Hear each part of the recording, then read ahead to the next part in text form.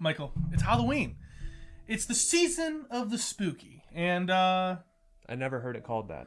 The season of the spook? No, I never heard that. Yeah, well... I'm just going to trust you. Because you're my significant other. Don't tell our wives. No, guys, yeah, we're reviewing the movie Significant Other. Mm-hmm. Came out in 2022. This year. Yeah, this year. It's been a great year for scary movies, guys. I think. Yep, a lot of good horror movies I think have come out.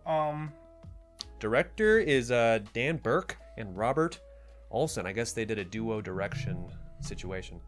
Never heard of them. I think he wrote it too, Dan Burke. Oh, okay. Yeah, that's probably yep. like a thing. They probably they directed and wrote it.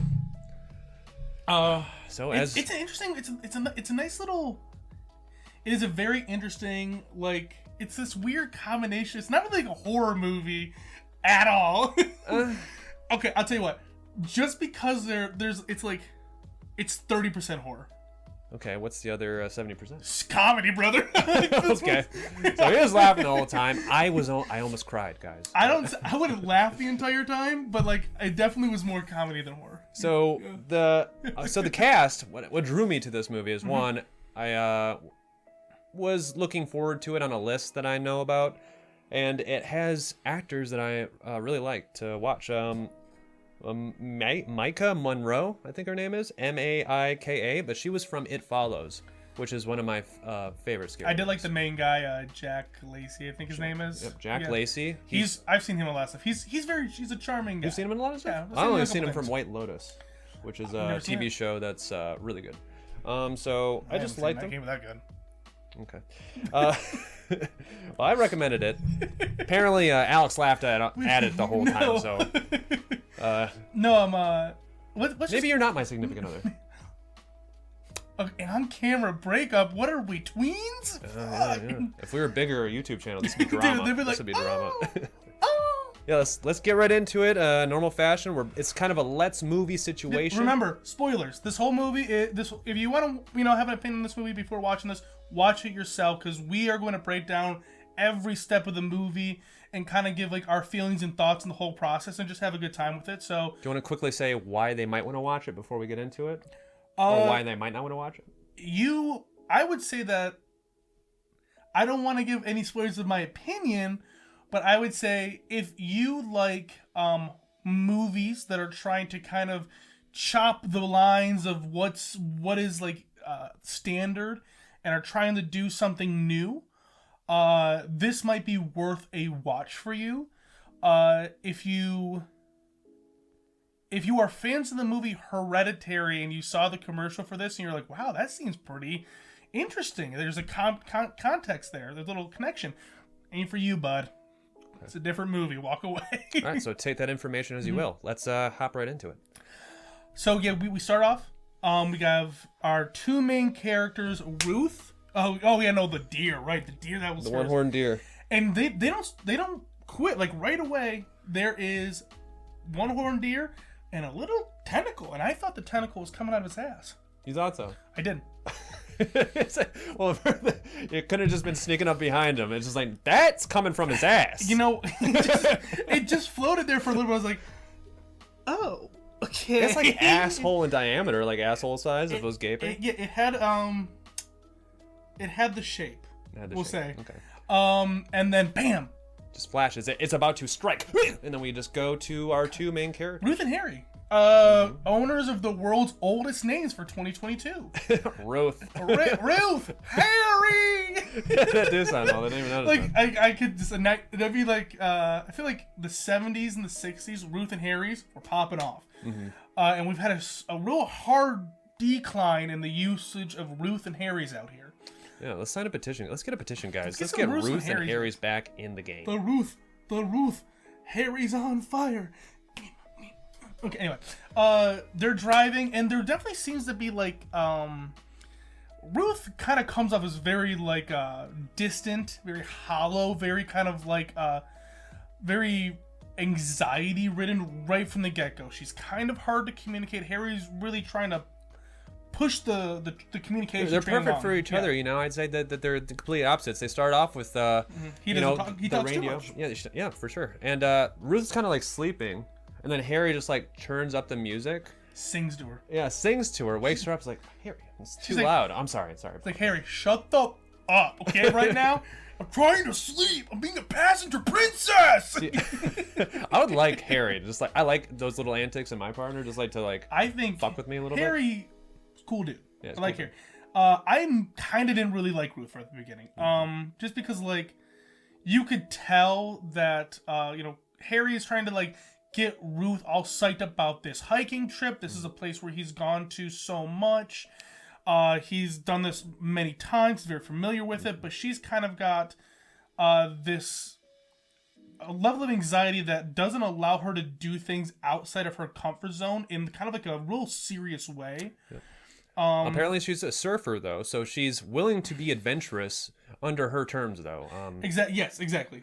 So because he was like, he constantly, because to get her to do what he wanted, because this is really important to him, he was like, come on, you can't be that scared. Apparently she's scared to hike.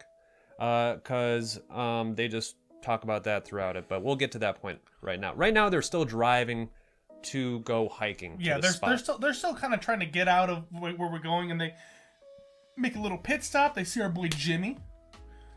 Jimmy is just like this little kid busboy that comes on in. Jimmy's creepy, dude. Now Jimmy's a little creepy, but you know what? I'm gonna give Jimmy the benefit of the doubt. Probably not a ton of socialism or socialized, not socialism. Definitely not socialism. It's capitalism, baby. He's red pill, right leaning, Yeah, hard. dude. He's weird. He's totally one of your little child NPCs. Yeah. In D&D, he makes these weird kid NPCs, man. Sketch. It's almost like I don't know what children are like. I don't know what to tell you. But Jimmy's just like, did you see the red star? And then like walks away real fast when his mom calls him over like, Jesus, Jimmy, let me finish my burger. Did we already see the red star at that point? Is that something we missed to say? Was that during the deer scene or before the deer scene? Did it open up with that? Yeah, so you kind of do see the red star in the beginning. You do kind of get a version of that. So there is something that's coming down from the sky, and it lands in the forest. And then we see the one horned deer that gets taken by said butt creature. The only one. The only one that needs to exist. The only one butt creature that we need to know about. Pretty cool. So they're eating at this rest stop. Yeah. Harry and Ruth. And this is when Winnie, his name is, you said? Jimmy. Yeah. Winnie. Jimmy, he's given weird vibes. He's their waiter, and he's serving them food. He's not the waiter. He's the busboy. Oh, he's the busboy? Okay, anyways. They already got their food, yeah. And he's just really trying to get them to go. It's like, are you guys done? Are you guys done with your meals? Can I clean up? Do you need anything? They're like, we're good, man. Yeah, still eating, Jimmy. Okay. The mother even comes out of the rest stop knowing that he's a weird kid or something. And he's like, hey, what are you doing? Leave them alone. And pulls them back in. And that's when he whispers, did you see the red star? Something's going on. Yeah, and they kind of just, our characters share some looks. They laugh about it. They have a nice little conversation over, they're trying to learn some flowers out of this book that you might see out there, which only kind of comes into play for like one little cute scene. And after that, really, you never see it again. There wasn't really any kind of there wasn't any kind of a storyline payoff of that. Well, I thought so. Besides the one moment where she's like, No, there's another one after that. what? Yeah, we'll get to it if I remember. If you remember. Well, if I remember to bring it up when we're at there, but I will. Yeah, I will. Okay, I will. Don't forget. I won't. So, and here's kind of where it's going to sound like we are jumping through this movie kind of fast, but we're really, really not. There's space between a lot of these important events in this movie because it's a lot of building and talking and dialogue. Yes, this movie runs just over the feature-length movie time amount. It is just at that it's like 85 minutes long, which I believe 80 is like your minimum. Hour 10 minutes or hour 20. So I mean, I appreciate that. Yeah. I mean, from what the movie is, it couldn't go any longer for what they were trying to do. Yeah. I think. Mm-hmm. We get some beautiful and I said Hereditary earlier because a lot of the shots that they do, the transitions between scenes, the different ways they kind of play with perspective and our characters. They have a lot of beautiful shots of that kind of going throughout the entire movie. In the first half. The second half, not really. Like once things start popping off, they kind of don't do that anymore. Well, we're knee deep in butt creature action at that point, you know. Yeah, so don't need any sweeping shots. The very like, next notable scene that I would say is that after there was like a little camp scene where they have some flirtatious action, and then the next scene is the next important one, I would say, would be that Ruth, in the middle of the night, while going to take a number 1 or 2, we're never told. Oh, it's a girl. She's always taking number She one. They don't poop. They're number 1 in all the time. And that's why she's resistant to the butt creature. Yeah. She doesn't have a butthole. She sees this one like horned deer, and like the deer staring at her, she gets freaked out by it. Harry's like, "What the fuck? You weren't in the tent. I got worried." And she just was like, "I saw a deer and it was staring at me." And Harry's like, "Well, yeah, that's kind of what deer do. They stare." Deer are nocturnal, right? Or are they diurnal? What the diurnal? Yeah, I have that like term. Every weekend. No, that's the term for day dwelling creature versus night dwelling. No, so they're both. You can see a deer. I think deer are more active during the night. Okay. But like you'll see deer at all time. Like that's not important. It's a fucking story. But I think it's important, guys. Point is, well, no. My story that I was going to tell was not important. All right. But yeah. So Ruth is just freaked out in front of deer staring. Harry's trying to calm her down and being like, "Yo, they stare. That's what they do." Cut the next morning, and we're on the cliff. We're on the cliff, and this is the spot that they were hiking to. Kind of, this is the hey, we want to get here, and I want to show you this the scene. He has like her eyes closed when they walk up. You know, it's cute. And they're boyfriend and girlfriend, and for a long time. Yeah, they've been together for a long time, and years and years and years. It's a big moment. Harry reveals this beautiful, picturesque scene of them at the cliffside, and they just see basically a wide open stretch of ocean. And it's very beautiful, it's touching, and things are going good. And he seems a little bit nervous because something's about to happen. He gets on that one knee, pops out a pretty nice looking ring. He didn't cheap out on it. There's a big rock in the middle. And she's just like she immediately has like a crippling panic attack, almost falls off the cliff, has to like walk away, pop a pilly, and then like I'd just be like, oh my god, she's so excited. And then he turns around and she's like, no. He's like, what the fuck? Yeah, I know. Oh my god, I was hurting for my boy Harry. I was like, Harry, no, you don't deserve this. And like, apparently this is just something that they've been dealing with in their relationship already. There's they talk about this. It's like, Harry, you know that I don't want this, because we find out after that whole debacle happened. Pretty embarrassing for my boy. Bad parents. Yeah, Ruth had some bad parents that started off good, but due to when they got married, had some marital issues and became just bad people in her life, and that's the stem of a lot of her anxiety issues. Yeah, and Harry did. I kind of get what Harry was like. It's like we're not your parents, and you're kind of forcing that perspective on us. But Harry honestly, Harry took it like a champ. He's like, hey, I still want to be with you. Though you said no, I guess that is what it is. I should have known better. He's whipped. Simp. Well, simp. If she doesn't want to get with you, man, and she's not fitting what you want, man, just walk away. Yeah, I think maybe leave her in the woods. I think that definitely maybe outside of the woods, a conversation between the two of them, if everything went well, would have happened later. Like, hey, this is what I want out of a relationship, and if this isn't where we're going, maybe we should reevaluate things here. Just closes the ring box. Well, I hope you know your way back. First off, if I was Harry, I would have whipped that box right over the ledge of that water. Like, well, this. And then I would have dived right after it. It's like, oh, damn it! I shouldn't have done that. And then after that, we kind of just get like another just regular camp night that they talk about it. We actually have like a camp night about talking about it. We have a camp morning where Harry, actually no, the night of, Harry goes on a walk. That's an important part to kind of mention. Harry does go off on a walk by himself. I think it was the morning after it was the morning after they had that talk, because she wakes up, she finds a note knifed into like a little stick that just says, "Gonna go clear my head," yada yada yada. Be back. And then he comes back. Okay, yeah, I think that happened before. I didn't want to say if they've found the deer body yet.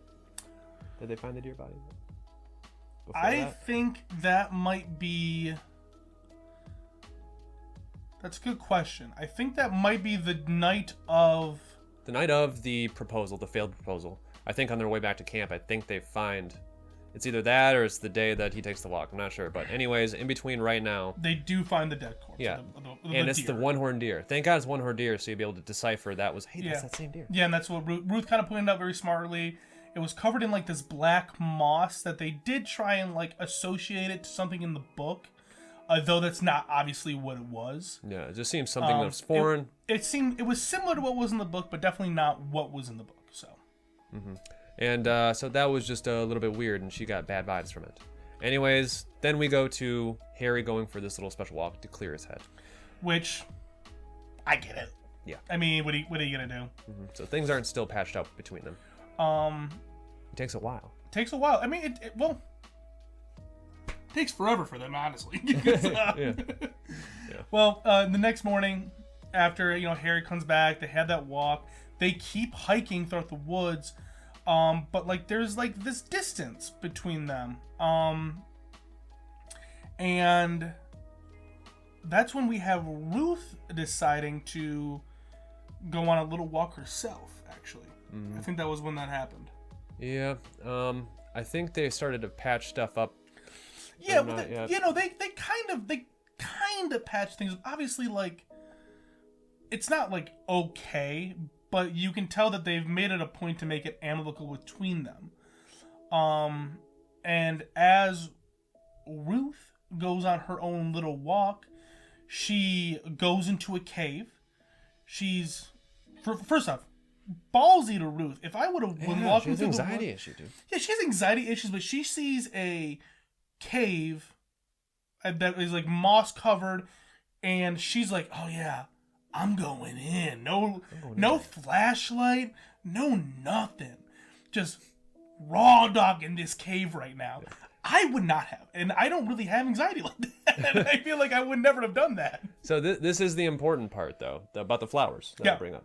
So outside of this cave were these flowers. Yep. Again, there was a patch of these flowers that drew her to this spot. Yes, and that was basically the only part of it. But you know what? There's a part of me that believes that it was a fun little callback to the book, but she could have literally just been standing there because she was trying to make a phone call for the longest time, trying to call her therapist.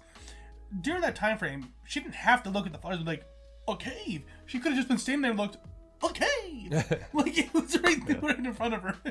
Yeah, she's trying to call her therapist because she freaked out and she doesn't have any more of her pills. She has a little bit left. That was so she dropped I don't know if this was not before she dropped all of her pills yet. Okay. In my mind in my mind during this moment of the movie, I thought that she was calling her therapist to kind of like allow her to maybe gain some outside perspective of the situation that she found herself in. Yeah, because Harry really nailed it into her with her whole meds situation. Basically called her just like, I don't know, just called her out on needing meds to self-medicate, and you're just like overdoing it. Yeah, he did kind of make it a point like, you don't need these pills for everything. You're not trying to move on from it. That you are relying. You're at the point in your process where you're relying on your medication. Yeah. And so that was part of her walk. She finds this cave. She was drawn to the cave area by these flowers that are... Sees some tasty soup. Yeah. In the ground. Turns around. Yeah. Black cut. Yeah, something scared her. And then we cut to Harry, just wondering where she is, taking a while, and then he goes off looking for her. And he comes up on her just like standing. Standing still. Like you see her back only. Yeah. like this is actually kind of a thing to bring up at this point, that Harry is just like, what the fuck, Ruth? Like, you can really, at this moment in the movie, you really kind of feel like, man, this guy is just swinging in the trenches for this woman right now. Mm-hmm. Yeah. This is love. This is what love looks like. But Ruth kind of turns around, and it's odd because they set the movie up that there's like a real twist in Ruth right here. And Ruth is like, I changed my mind. Let's do it. Not here. Let's go back to the spot where you asked me to marry you originally, and let's make it happen. Yeah, it's a weird. It's a real 180. Yeah. Yep. And you see everything. He's like, yeah, sure. He's like surprised about it. Yeah. Harry's like, down. Yeah. Let's do it, I guess. They get to the cliff. Oh, and she stays up before on the way yes. there. That another camp night happens. And she's a little freaky mode. She's literally like up with her eyes open all night long. Yes. So something's going on with Ruth, Yeah, because they had to travel back to basically where they were, because there's a couple days worth of traveling already between a proposal and the new proposal. So they had to backtrack a little bit. When they get to the cliff, he proposes. She says yes. He gets up. They're gonna go for a kiss, and she whips this dude off the fucking ledge. Knees him in the balls. Yeah, and I kind of was like, you know what? They set it up in this. The transition was, something bad was going to happen to Harry. Yeah. And you're like, Harry, no! Harry, no! Harry! Yep, and I was because the whole time he's like, Ruth, what the fuck? He gets thrown back. Yeah, and they show everything. They show him go smack just a doll right on the stone that's at the bottom of this cliff. They did not cut away. And at this point, you're just like, well, you're thinking like, well, that Ruth is taken over by this alien. You're just like, what happened? Why did this alien, whatever this butt creature is, because that it's like some sort of parasite, probably, because it's making the deer act weird. You saw this deer body in the woods, and now Ruth's got attacked in the cave, and she's weird, and she did this to Harry for some reason. Yeah, and then we have like Ruth starts booking it through the forest. She's running away. She's been running kind of for a while. She falls, and then she kind of just like is having a panic attack, and she just kind of passes out on the ground. And like hours later, our other two characters of the movie, because this was like there was a total of 6 people in this entire movie. Yeah. Are what is it? I think it was like, I know the dude's name was Ray. And then I think wife was what, Vivian or something. Yeah, Vivian. Okay. So Ray and Vivian show up, and they're immediately like, "Hey, what's going on? How can we help?" Real team players here. Need some jerky? They're just like pro campers. Yeah, no, like they got cured meats and crap. They got all the stuff. Even though like Ruth is clearly like giving us some real freaky signs here. And the night goes on. They've been trying to kind of nurse her, and they're like, "Hey, I think it's time that you tell us what's happening." And Ruth is being very unforthcoming with her information. Yeah. And she's silent. Yeah. And then all of a sudden you hear in the distance, right? He says something like, "Ruth, honey," and then also you see Ray walking out of the freaking forest, and not Ray, but Harry. Harry. And Ray's like, "Hey, what's going on?" And Harry just straight up finger knives right through Ray's face, kills Ray immediately. Yeah, it's amazing. And this is where the movie lost me. This is where it lost you? This is where the movie lost me personally. Okay, well, this is like Terminator 2 style. He is very Terminator 2. Yes, absolutely, yes. And that's where I got the vibes from. And he does this like thing where it's like the microscopic precision sharpness of whatever his finger thing is so finger knife thin that it just slices easily through anything. Yeah, it's like 2 feet long off his finger. It's like this really long thing, and basically at this point in the movie, they try to. Vivian tries to help after Ray dies. Yeah, Ruth and Vivian run off because Smart. Ruth, they didn't know this yet. What happened to Ray? Because all these names. Yeah, they kind of booked it. Yeah, Ruth booked it and was like, "I don't want. This is crazy. He's not who he is." And she runs off. Vivian goes after her, and Ray's like, "Okay, I'll talk to him." Mm-hmm. And that's when we see Ray get sliced in half. Yeah, and then you hear Ray was like, Vivian, oh Vivian. Yeah, Vivian's just like, "Oh my God, my beautiful, all logical, amazing husband, I'm coming to you." And his cured meats. Yeah, his cured meats are fantastic. Ray, he knows what he's doing. Meats, please. So she's like, "What, baby? What?" And she walks up, and he was just a puppet. Split down the middle. He falls over, and Harry's like, ah! And then like she tries to run away. He gets her right in the spine. Kind of coaxes Ruth out to not kill Vivian. Kills her anyway. Yeah, she's paralyzed basically. Precision strike. Mm-hmm. And then we just Ruth and Harry just begin to. It's weird. So, where this movie turns now from we finding out that it wasn't Ruth this entire time that was taken over by the alien. It was her finding out that Harry had been taken over. Yes, you kind of get the backstory of what Ruth had seen when Ruth was in the cave and turned around, saw like Harry, forehead up or down, has been like sliced in half like Ray was, and he's like in this weird moss. That kind of like what we saw in the deer, against the wall, and so she knew. Amazing foresight with this girl, yes. Ruth. She's just like, oh my God.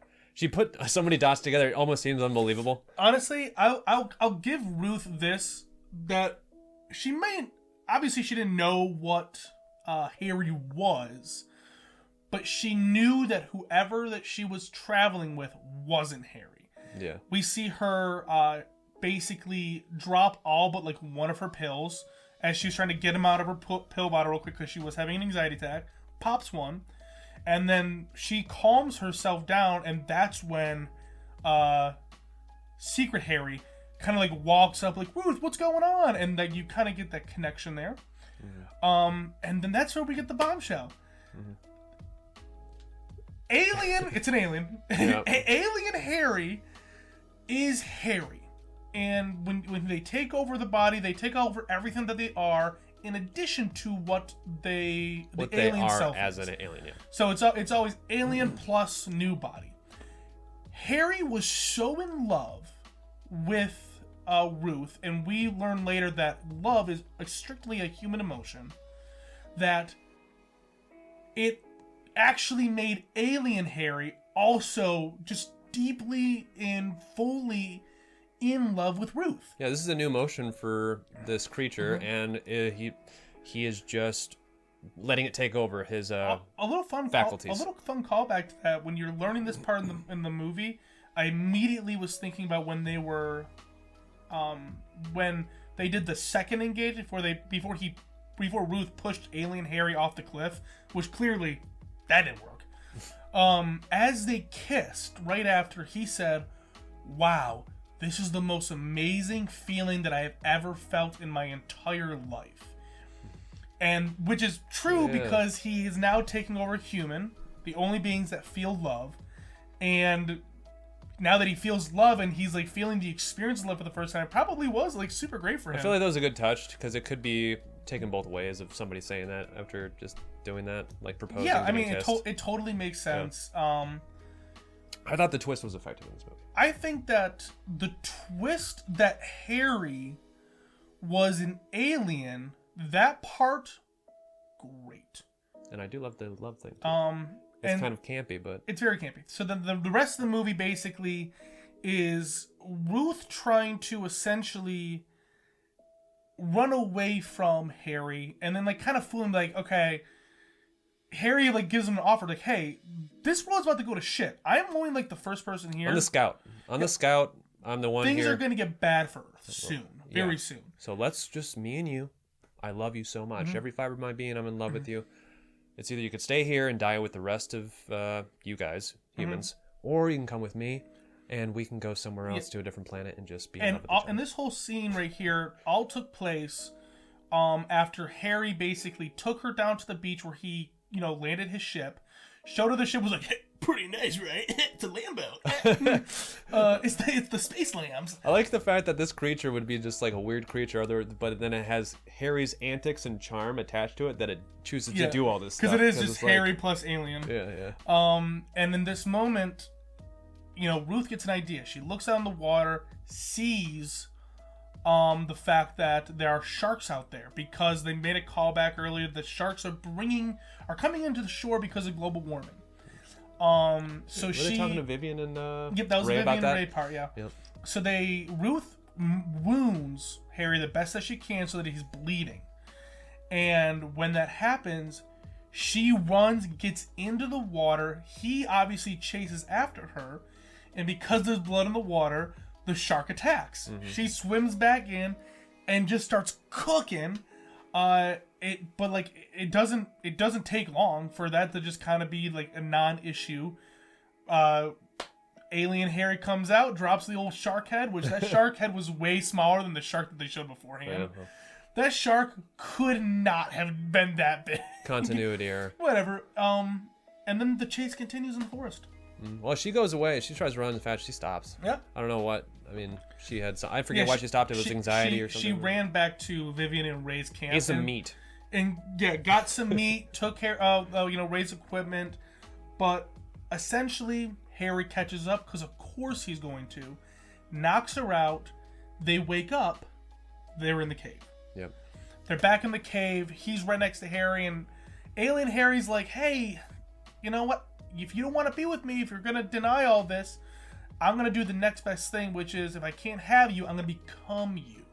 So he starts the transition, where we see the best scene of the movie, the very, very, very. You know how like they'll do like in movies they'll do like transformations, and the transformation can sometimes vary from like a 1-2 second transformation to like a couple seconds.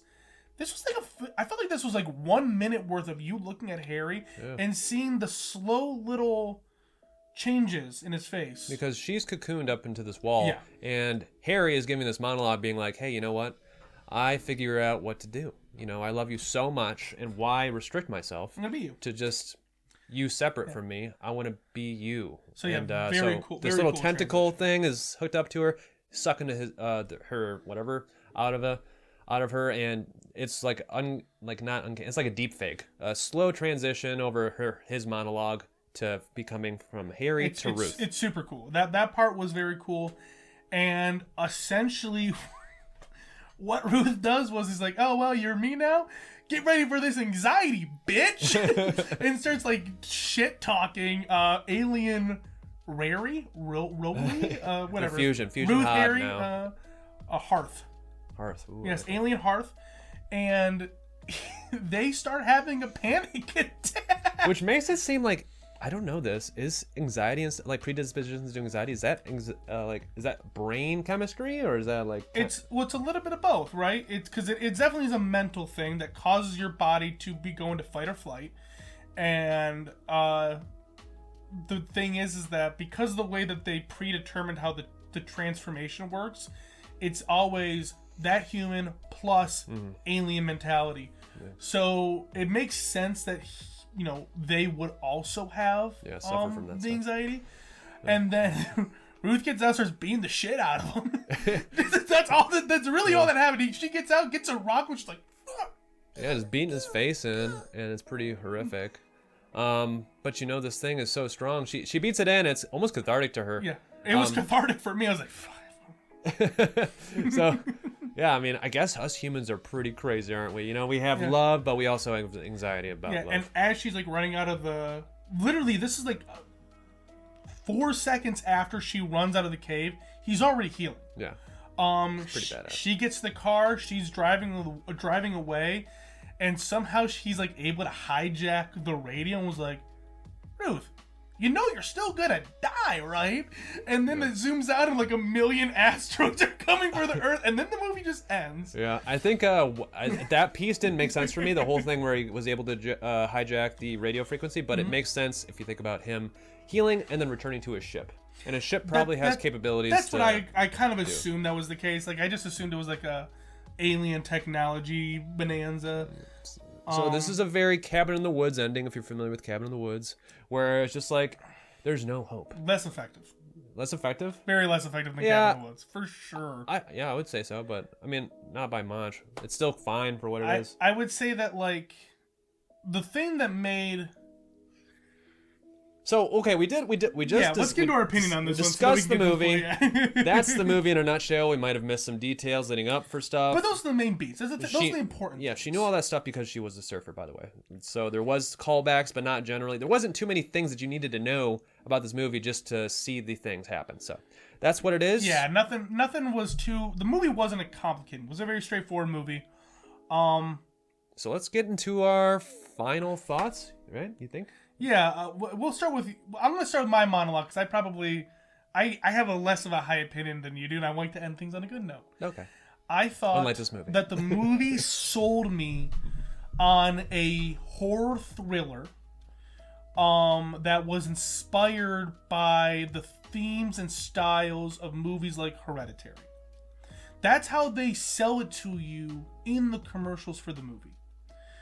When I watched the movie, they had me all the way up until Harry comes out being this lovable, goofy guy. Like, hey, I may be killing people, but I love you. I was like, you know what? The tonal shift from the first half of the movie to the second half of the movie was so jarring. It wasn't like, for a good example, you brought up Cabin in the Woods. It's a movie that is a horror comedy. But when they present that movie, they wear the themes that they're running with throughout the whole movie. Whereas the first half of this movie is very much so like a mystery horror, like psychological thriller. We're talking about, mental anxiety and how that affects the person. And they try and lead you up into this flip-flop. Is Ruth the alien? Is Harry the alien? Well, actually, no, not Ruth or Harry. For the whole first part of the movie, there was like this whole plot where you thought Ruth was taken over by something, when really it was just Harry, which would have been fine.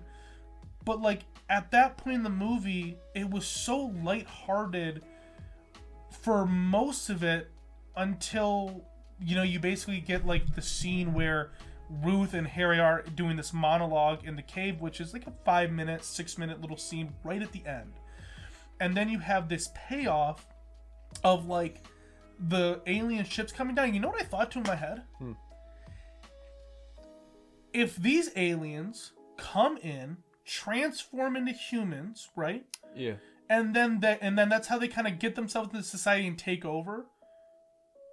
What's to stop everyone that has like strong human emotions, like that one alien did, Harry, to all of a sudden grow sympathy and this whole thing not be as bad as it seemed? Yeah, that is a good point, but maybe the creature didn't think about that far because he's too Focused bombarded on- with yeah. Ruth. And maybe that might be the case. That is a good, cool thing though to think about. Yeah, I felt like the themes of the movie were too separate. Like if they maybe sprinkled in a little bit more comedy at the beginning, to kind of connect the two parts of the movie, the two big parts, the first half and second half, or just ex-nay the comedy in the second one, and really turn it into like this kind of predator prey type movie where you have this alien trying to hunt down this woman in the forest and like brutalizing anything that gets in his way, and she's kind of got to go like rogue status, overcoming her mental anxieties and pushing through it.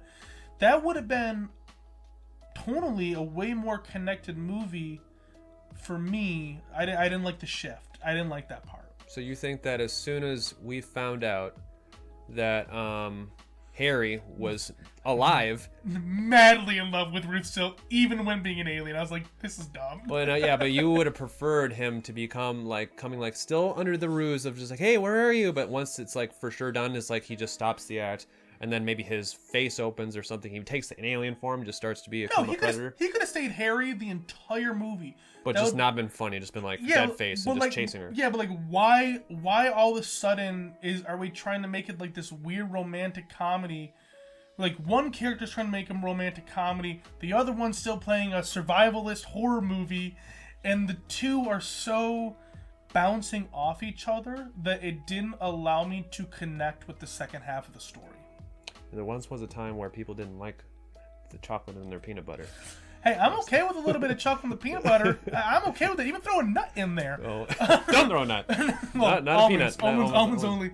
I'd be okay with that. It just, this one wasn't for me. I think that they should have committed to taking one tone and either committed to and just stretched out the entirety of the movie. If I knew I was going into a horror comedy, I would have been more into it if the whole thing was horror comedy or just horror. Okay. Well, all right. My thoughts were, I'd say a little bit more positive outlook to the second half, because he's saying that he liked the first half for the most part, but the second half is where it lost him. I'd say it still carried my intrigue throughout the second half. For the main fact that, yes, it was jarring, but I was able to adapt quickly to it. You could look at it two ways. You could look at it like a romantic comedy situation, a weird effed up version of it, and that was just unsavory to the taste buds of viewing. Or you could look at it to a weird juxtaposition of this weird effed up creature with so much capabilities to just F you up, but for some reason the only thing that's holding him back from killing you right now is these weird human emotions that Harry had. See, and that'd been fine if they didn't play it so goofy. I think the fact that he was goofy was just Harry. I mean, that actor in White Lotus plays this exact center sort of thing that's very charismatic. That's all of his characters. All the time I see he's such a character. He must be just like a really charismatic guy, because they're like, just play you, but you're fine. Yeah, because he was a little bit like that. You knew that Harry was a fun guy beforehand. Like what grows on the wall. A fun guy. That was not purposeful, but I'll laugh like it was. So the transition to this alien being all of a sudden malicious and stuff like that, I think I would have preferred it this way versus Harry just all of a sudden being dead-faced and non-emotional like this alien would. Because the whole thing about love being a new emotion, I think this movie was full of smart ideas. It could be smart ideas, or some people could look at it just, this is just diverting the expectations of the audience. You had a very successful, what do you call it? Where Harry was the alien twist. They had a very successful twist in Midway. The whole concept of an alien takeover thing, but also humans have this emotion that's love, and how Harry's reacting to it. And now it's like a effed up Pepe Le Pew situation, where it's like, get away from me. It was like, my sweet situation. So it's fun. I think it's fun, and I don't necessarily think that makes it cheapens the overall product. Some people might think it's cheap. I didn't see the trailer like you did. I would say that beforehand. Nothing but that's my whole point. Kind of basing off what you just said. You made a really good point. Really smart ideas. I just think it was a poor executed idea, because nothing wrong with a fun horror movie. Tons of good fun horror movies, but like the best movies hold their tone in movie throughout the entirety of it. There's very very few times you see like a really stellar movie that takes the first half and then the second half is something totally flip-flop different. Everything about those movies sprinkle breadcrumbs of what the final act is building to. And if they would have, like I said, if they would have given me more things to laugh at. What do you think those breadcrumbs would have needed to be? Yeah, you're saying like what? Harry needs to be more charismatic in just human form before I think for as goofy as Alien Harry was, when that change happened, I think that they would have to have a little bit more goofiness from more than just Harry, because Harry is the soundboard not the soundboard. Ruth is the soundboard that Harry is talking off of the entire movie, basically. Ruth is, and the actor who played Ruth was very solemn, very introverted, very introspective of herself, dealing with these anxieties, these really stressful, serious tones. So you have one seriously toned character and one goofy toned character, And I think that happens again in the second phase too, technically. But when they were going through the first part of the movie, you saw Harry being goofy, but also having really vulnerable, open moments, real serious moments with Ruth. You know, they're talking through, you know, their past, their history, their wants, for the future, all those things. Well, who's to say this marriage of Harry and alien didn't create this one-side goofiness versus the alien that has a mission? So it's removed from some things, being like, clearly I need to do stuff. Clearly that's how the movie's supposed to be written, because that's what they presented to you. Yeah. Obviously, that's the point. I just think that when you look at the movie as a whole, the first half and the second half they don't really mesh super well together. It's a very it's like Frankenstein? It's like two puzzle pieces that kind of fit together, but they're not really a smooth connection. Okay. And that was my only thing. I think that if they took the ideas that they had and they maybe executed them a little bit better across the whole board for me, I think that would have been a better movie for me. But I will say, off the top of my head, I would still recommend watching it. Yeah, I was about to say let's end our thoughts here. I say I'm not gonna give it a number, but yeah, I would say watch it too. Yeah. Because it is fun, anyways. Get your own opinion on it. Don't listen to us. We're a bunch of assholes sitting in a basement. Yeah, and why don't you take that opinion and send it to the comment section so these assholes in this basement can read it. And also like and subscribe, guys. I wanted to keep it a little bit short. I could say more about this. Yeah. I could say more, but we should just keep it a little bit short. Yeah, I think we said it, but the meat and potatoes what we mean by it. Okay. So that was our thoughts on Significant Other. And I hope you liked this review. And prepare for more content. Leave us some suggestions. Let us know what you want to see. Yeah, and subscribe and do all that fancy stuff because we need it, guys. All right, have a good one.